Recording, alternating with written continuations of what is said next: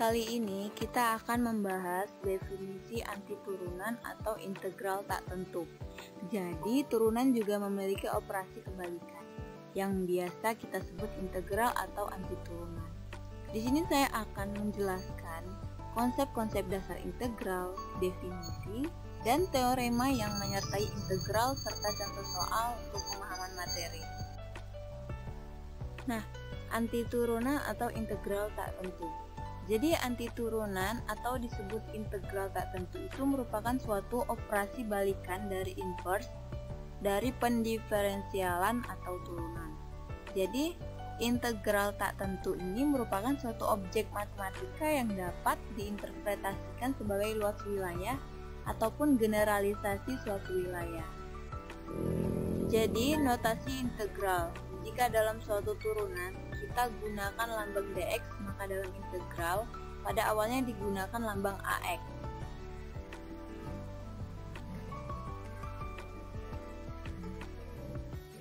Misalnya, ax dari 5x pangkat 4 sama dengan x pangkat 5 tambah c. Kemudian terjadi perubahan pemakaian lambang dan itu digunakan sampai sekarang, yaitu dengan notasi Leibniz. Jadi lambangnya adalah integral fx dx.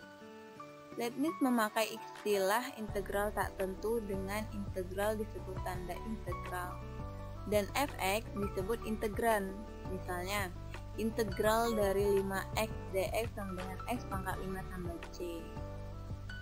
Jadi perbedaan antara integral tak tentu dengan integral tertentu adalah pada integral tertentu memiliki batas atas dan batas bawah.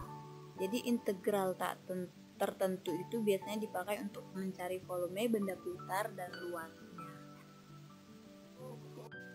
Nah, untuk integral tak tentu mempunyai rumus umum di mana integral dari fx dx sama dengan fx tambah c dengan keterangan c adalah konstantanya. Nah, jadi untuk menentukan integral dari suatu fungsi secara umum dapat ditentukan dengan aturan integral dari ax pangkat n dx sama dengan a per n tambah 1 x pangkat n tambah 1 tambah c, di mana n itu tidak sama dengan negatif 1 ya. Nah, di sini ada satu contoh di mana kita disuruh mencari integral dari 18x pangkat 8 dikurang 16x pangkat 3 ditambah 6x kuadrat dikurang 2x ditambah 5. Jadi penjelasannya sudah ada dan semoga bisa dipahami.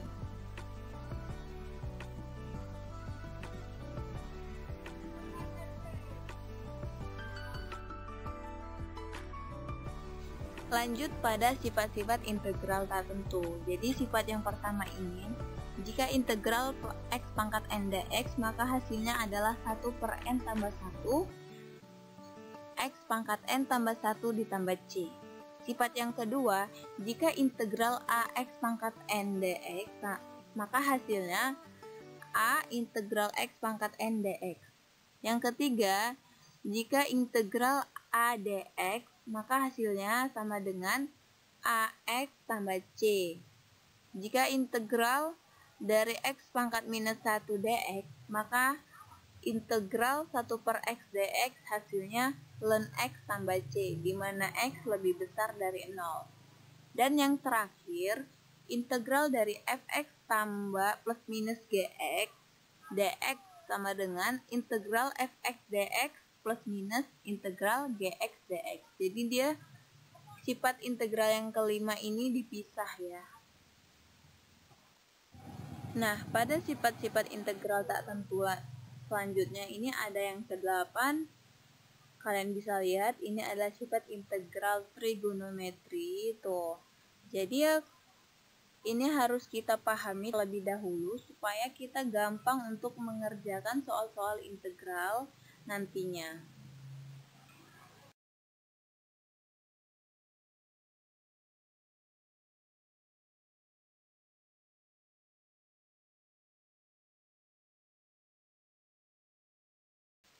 Baik, di slide selanjutnya ini ada rumus integral trigonometri. Jadi di sini saya akan memberikan rumus-rumus dari integral trigonometri. Antara lain, integral dari sin x dx itu hasilnya adalah minus cos x tambah c. Sedangkan integral dari cos x dx itu sama dengan sin x tambah c. Kemudian integral dari sekan kuadrat x dx hasilnya adalah tangen x tambah c. Sedangkan integral dari kosekan kuadrat x dx itu hasilnya minus kotangen x tambah c. Dan seterusnya sudah bisa kita baca sendiri di sini. Untuk mengerjakan soal integral kita bisa menggunakan rumus integral trigonometri.